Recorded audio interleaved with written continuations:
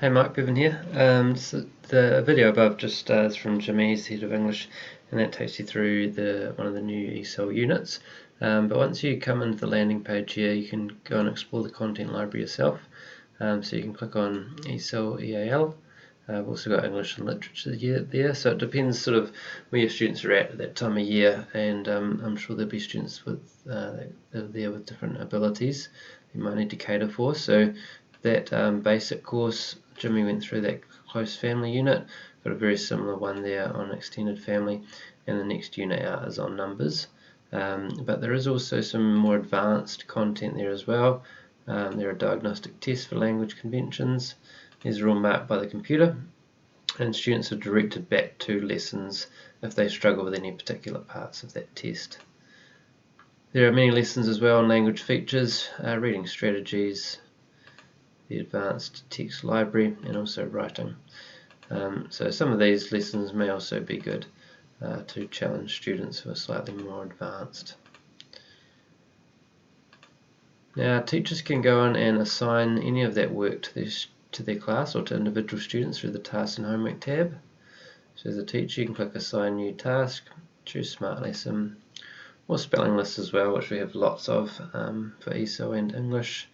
You can select your class or individual students. You can then go into the content library and pick a unit or some individual lessons. So you can either select the whole unit or select individual lessons and assign that out to your group. Just decide on the due date, and then as a teacher there's a whole lot of analysis and tracking that's done for you. So you get detailed sort of analysis on how much students have completed, how much time it took them, and what their accuracy is like.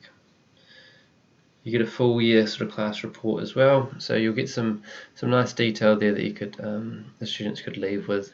You can export that detail out and track sort of how much they got through. There's a full assessment platform as well, which allows you to create quizzes on anything that the students are covering. So you can use our quick test function, which has a similar sort of process of selecting a class for individuals, going into the content library, and you may want to create a little quiz on some various aspects of English. So you go out and select the basic or intermediate lessons here. And that's going to take all the questions out of those lessons that are marked by the system, and then you can confirm the selection, and you can just build a quiz with as many questions as you want. And then the rest of the setup process is reasonably intuitive.